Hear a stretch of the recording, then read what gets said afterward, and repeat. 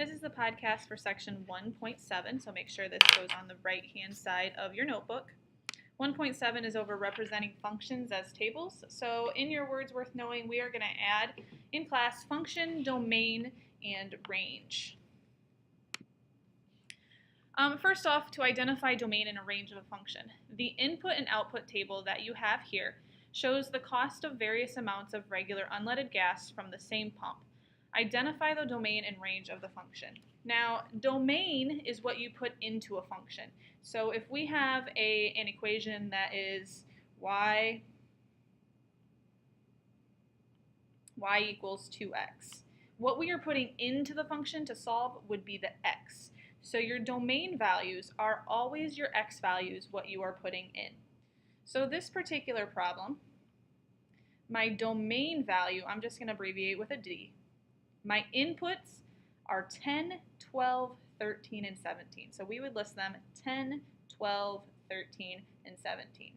Now my range of my problem would be my output. It is the outcome. So in this case, it is 19.99, 23.99, 25.99, and 33.98. Okay, so again, domain is the input, what you are putting in to solve, and range is the output. So go ahead and try this one. List the domain and range. Pause it at this time. I am going to continue.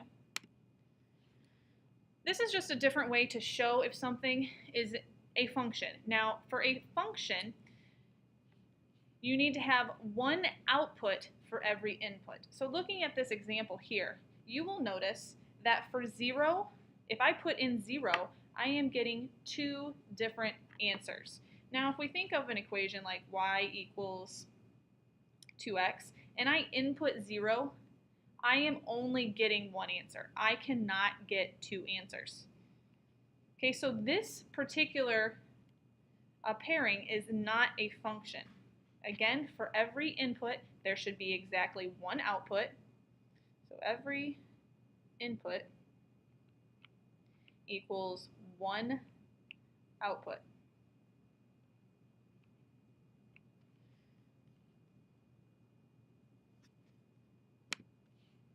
Okay, let's look at this one. Let's see if it matches if it's a function. Now you can set it up, I think it's easiest to set it up like a table like this that is vertical, so that we can look, okay, the input 0 is only giving me 0. The input 1 is only giving me 2. The input 4 is only giving me 8. The input 6 is only giving me 12. So when I input a value, it's only getting me one answer. So this particular one is a function because there is one output for every input. Now with that being said, why don't you go ahead and try this one. Again, sometimes it's easiest to put it vertically rather than horizontally. So you might want to rewrite it so that it is going like that. So you want to try to match to see if there's one output for every input. Go ahead and try this one as well. All right, now to make a table for a function. Now, the domain of the function y equals 2x is 0, 2, 5, 7, and 8. Now remember, domain is our input. This is what we're putting into the equation. So make a table for the function, then identify the range. Okay, so here's the table. My inputs are 0, 2, 5, 7, and 8. So I am going to input those into my equation and solve. So the first one, I am inputting 0, and I get 0. 2 times 0 is 0. Now I input 2. 2 times 2 is 4. Input 5. 2 times 5 is 10. Input 7. 2 times 7 is 14. Input 8. 2 times 8 is 16. So my y values, my outputs, I'm going to add on to my table, 0, 4, 10, 14, and 16.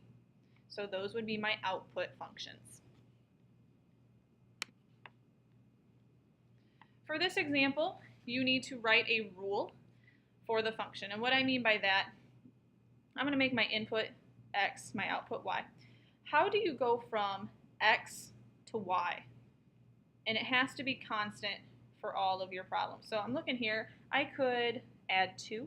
So let's see if it's true for all of them. If I add 2, add 2, add 2.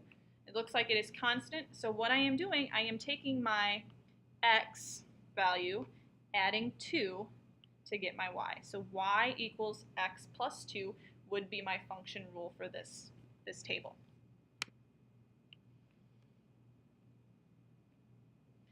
All right, I want you to try this one on your note. I know it's a story problem. However, I want you to go through and identify the things that you know. We're going to write the amount you spend as a function. So you're going to come up with a rule to basically y equals something x to identify how much money you're going to be spending or how many tickets you need to buy. And then identify the independent, which is your x value, and your dependent, and your domain, and your range. Okay, so go ahead and try this one. I will do it in class the next day that you have done this podcast. So again, this concludes section 1.7 over representing functions as tables.